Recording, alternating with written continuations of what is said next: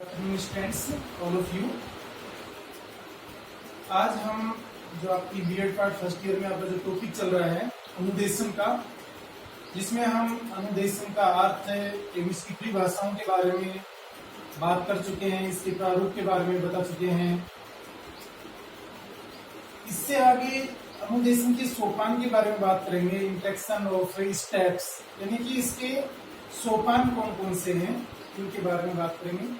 देखिए, अनुदेशन में हमने बताया था कि सूचना देना, आज्ञा देना, इसका एक शाब्दिक अर्थ के रूप में हम इसको लेते हैं अनुदेशन को।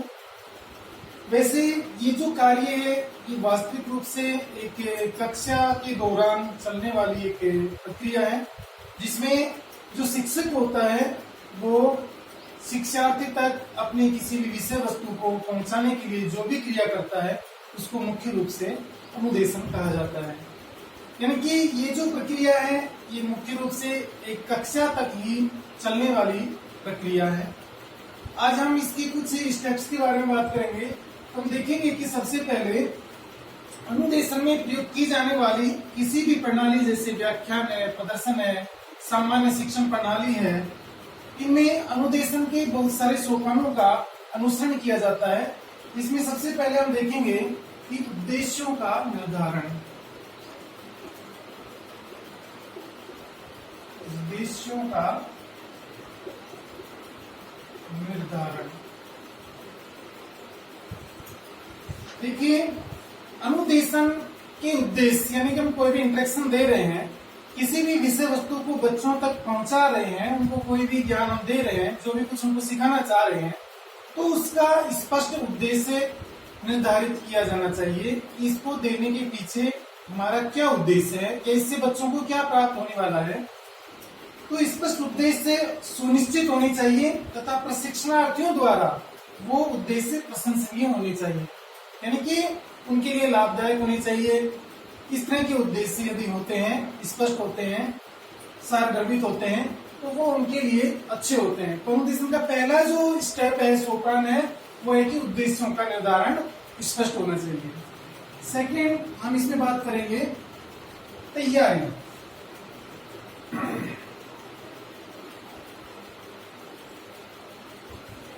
देखिए, जब तक हम किसी भी कार्य की तैयारी नहीं करेंगे तो वो कार्य हम पूर्ण रूप से उसमें सफलता अर्जित नहीं कर पाते। तो अनुदेशन की प्रभावशीलता, या हम ये कहें कि जो भी हम स्टूडेंट्स तक कार्य को पहुंचाते हैं, जो भी हम इंस्ट्रक्शन दे रहे हैं, उसकी प्रभावशीलता तभी होगी, या हम ये कहें कि उस बात पर निर्भर होगी कि अनुदेशन की तैयारी कैसे की गई है। हम जो भी बात पहुंचा रहे हैं वो किस मेथड से, किस तरीके से बच्चों तक पहुंचा रहे हैं, उसकी तैयारी आपकी कैसी है, क्योंकि पूर्व सुनियोजित तैयारी ही अधिगम कर्ता को सीखने में सहायता प्रदान करती है। यदि पहले से सुनिश्चित तैयारी नहीं होगी, हमें किसी कार्य को कैसे स्टूडेंट्स तक पहुंचाना है, उससे बच्चों को क्या फायदा मिलने वाला है, इसकी तैयारी हमारी पूर्व प्लानिंग नहीं होगी, तो फिर वो कार्य ठीक प्रकार से नहीं हो सकता। वैसे कई बार हम चर्चा करते हैं, कोई भी हम मकान का निर्माण करते हैं, किसी भवन का निर्माण करते हैं, तो सबसे पहले हम उसका एक नजरी नक्शा तैयार करते हैं कि ये भवन बन करके कैसे तैयार होगा, किस तरह की इसकी नींव की खुदाई होगी और ऊपर का जो भी कार्य होगा वो कैसा होगा, वो सब हम उसे नक्शे के आधार पर पूरा एक ढांचा तैयार करते हैं। तो वैसे ही हम जब भी कोई अनुदेशन, कोई इंस्ट्रक्शन कक्षा में देते हैं, तो उसके प्रति हमारी तैयारी किस तरह की है, उसका प्रभाव उस अनुदेशन के ऊपर पड़ता है, शिक्षार्थियों के ऊपर पड़ता है। इसके बाद में हम बात करते हैं प्रस्तुतिकरण, जो इसका तीसरा स्टेप है, प्रस्तुतिकरण।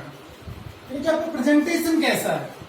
प्रस्तुतिकरण किसी भी कार्य के सफलता के लिए बहुत ही जरूरी है कि अच्छे से अच्छा प्रस्तुतिकरण हो। तो अनुदेशक की जो भूमिका होती है वो एक निर्माता की होती है, प्रबंधक की होती है, अभिनेता, या मैं ये कहूँ कि एक प्रशंसक, प्रोत्साहक के रूप में होती है। अतः अनुदेशक को प्रस्तुतिकरण करते समय अत्यंत सावधानी की आवश्यकता होती है, क्योंकि हम जिस विषय का प्रेजेंटेशन अच्छे से कर पाते हैं तो उसका प्रभाव स्टूडेंट्स के ऊपर अच्छा होता है। हमारी मान लीजिए तैयारी बहुत अच्छी है, हमने उद्देश्य निर्धारित किया हुआ है, लेकिन हमारा जो प्रेजेंटेशन है, बात को रखने का जो तरीका है, स्टूडेंट्स तक अपनी बात को पहुंचाने की जो विधि है, वो यदि अच्छी नहीं है, बच्चों के स्तर के अनुकूल नहीं है, तो उसका प्रभाव बच्चों के ऊपर अनुकूल नहीं होता है। इसलिए इस प्रस्तुतिकरण जो हमारी इसकी अनुदेशन की स्टेप की थर्ड जो स्टेप है, इसकी तैयारी भी होना आवश्यक है। इसके बाद में हम बात करेंगे संप्रेषण।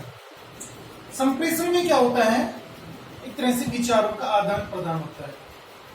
इसमें एक संदेश देने वाला होता है और एक संदेश प्राप्त करने वाला होता है। वो संदेश हम किसी भी माध्यम से उस तक पहुंचाते हैं।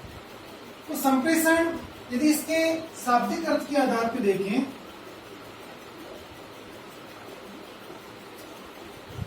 जो हमारा चौथा इसमें सोपान है, शाब्दिक अर्थ के आधार पर इसको हम देखें तो सम प्लस प्रेषण। अब इसमें हम देखेंगे कि जो सम का मतलब हम इसमें लेते हैं एक तरह से भली प्रकार से, भली प्रकार, और प्रेषण का मतलब होता है भेजना। यानी कि जैसा है उसको वैसा ही भेजना, उसी रूप में यदि प्राप्तकर्ता तक पहुंचता है तो उसको हम क्या कहेंगे, संप्रेषण कहेंगे। एक व्यक्ति द्वारा दूसरे व्यक्ति को सूचना एवं संदेशों को भेजना तथा प्राप्तकर्ता द्वारा उन्हें ठीक सही तरीके से, अर्थात सार गर्भित या अपन कहें कि अर्थपूर्ण तरीके से समझना ही एक तरह से क्या है, संप्रेषण है। हम किसी बात को किसी दूसरे तक पहुंचा रहे हैं, लेकिन यदि वो उसको ठीक प्रकार से नहीं समझ पा रहा है तो उसको हम संप्रेषण नहीं कहेंगे। उसका संप्रेषण तभी माना जाएगा जब वो उस बात को ठीक प्रकार से समझ करके और उसको ग्रहण करेगा। यदि हम इससे इंग्लिश वर्ड के आधार पर देखें तो संप्रेषण को क्या कहते हैं, communication, COMM।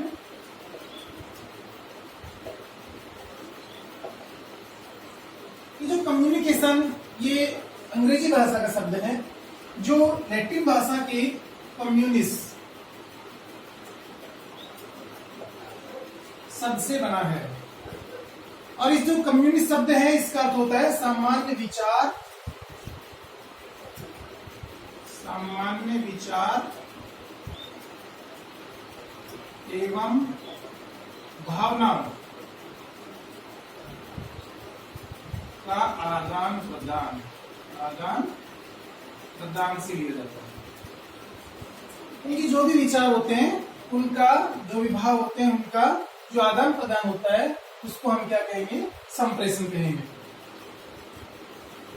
Model of communication को हम देखें तो इसमें क्या होता है, एक संदेश भेजने वाला होता है जिसको संप्रेषक कहेंगे, फिर माध्यम होता है एनकोडिंग, फिर माध्यम होता है डिकोडिंग, फिर माध्यम होता है और फिर संदेश प्राप्त करने वाला होता है। यानी कि विभिन्न चैनलों के माध्यम से किसी भी सूचना को हम प्राप्तकर्ता तक, रिसीवर तक पहुंचाते हैं। इस प्रकार संप्रेषण का अर्थ हुआ किसी वस्तु या विचार को एक जगह से दूसरी जगह भेजना। इसमें विचारों एवं भावों का एक तरफा हस्तांतरण न होकर के क्या होता है, पारस्परिक रूप से आदान प्रदान होता है, यानी कि द्विपक्षीय हस्तांतरण। इस तरह संप्रेषण की प्रक्रिया एक सहयोगात्मक एवं द्विपक्षीय प्रक्रिया है। इसमें एक पक्ष के माध्यम से संप्रेषण नहीं होता, इसमें दो पक्षों का होना बहुत जरूरी है। कम से कम दो पक्ष हो, तभी हम अपनी बात को किसी दूसरे तक पहुंचाएंगे और दूसरा उस बात को सार गर्भित तरीके से, अर्थपूर्ण तरीके से उसको ग्रहण कर पाएगा, समझ करके उसको ग्रहण कर पाएगा, तो उसी को हम क्या कहेंगे, संप्रेषण कहेंगे। इसलिए इसको एक सहयोगात्मक प्रक्रिया और द्विपक्षीय प्रक्रिया कहा गया है। संप्रेषण के मूल सूत्र के बारे में अपन बात करें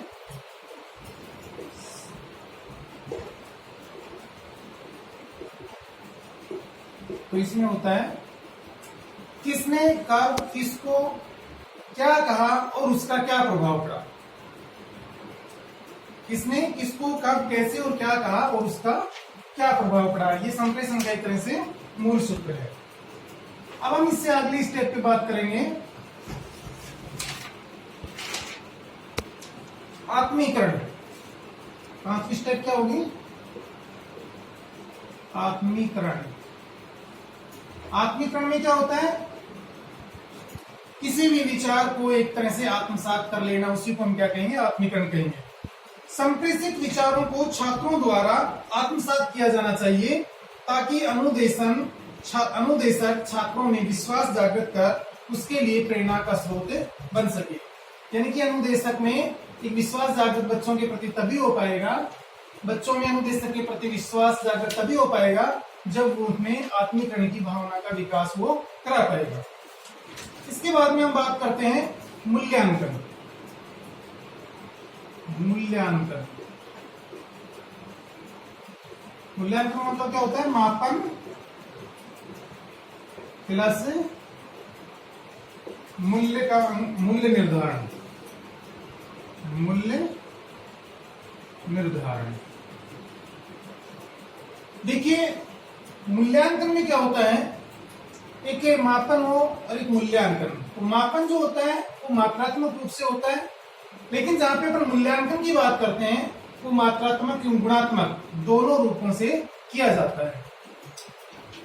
मूल्यांकन एक निरंतर कंटिन्यू चलने वाली प्रक्रिया है। मापन हो सकता है हमने कोई एग्जाम लिया, किसी भी परीक्षा करवाई, त्रैमासिक है, अर्धवार्षिक है, वार्षिक है, उसका हमने मापन कर लिया, मापन कर लिया, अंकन कर लिया। लेकिन जब हम उसका मूल्यांकन की बात करेंगे तो उसमें मापन के साथ में उसके मूल्य का निर्धारण करेंगे कि वो किस तरह का उसका स्तर है, उसके बारे में अपन इसमें बात करते हैं। तो मूल्यांकन द्वारा छात्रों की कमजोरियों को ज्ञात कर उसके निवारणार्थ उपाय किए जाते हैं। जिस तरह एक चिकित्सक अपनी औषधि का मूल्यांकन रोगी की रोग बढ़ने या घटने से करता है। वो कोई भी दवा देता है तो उसको देखता है कि इसके ऊपर, रोगी के ऊपर कितना इफेक्ट पड़ रहा है। उसमें वो दवा के माध्यम से वो रोगी अच्छा, मैं ये कहूँ कि ठीक हो रहा है या फिर वो ज्यादा उससे गंभीर हो रहा है। तो इसको देखने के लिए जो डॉक्टर करता है, उसी प्रकार शिक्षक अपने अध्यापन का मूल्यांकन बालकों में होने वाले अपेक्षित व्यवहारगत परिवर्तनों के आधार पर करता है। वो जो उद्देश्य लेकर के चला है, उस उद्देश्य में वो कितने फलीभूत हो पा रहे हैं, कितने नहीं हो पा रहे हैं, उसका जो निर्धारण करता है वो मूल्यांकन के आधार पे किया जाता है। इसके बाद में हम देखेंगे इसमें नेक्स्ट और लास्ट पृष्ठ पोषण, जो एक तरह से फीडबैक होता है। जो भी त्रुटियां होती हैं उनका एक तरह से अवगत कराना उनके बारे में। जो भी पाठ विद्यार्थियों को पढ़ाया जाए उसमें उनके द्वारा की गई त्रुटियों व उपलब्धियों का ज्ञान अनुदेशक द्वारा करवाया जाना चाहिए कि वो कितना उसमें अच्छा कर रहा है, कितनी उसमें कमियां रही, इसका एक तरह से बच्चों को अनुभव कराना, उसके बारे में स्पष्टीकरण देना, उसको ठीक करवाना। इस तरह का जो भी कार्य किया जाता है वो पृष्ठ पोषण के माध्यम से किया जाता है। तो आज हम जो बात कर रहे थे वो अनुदेशन के सोपानों के बारे में बात करते।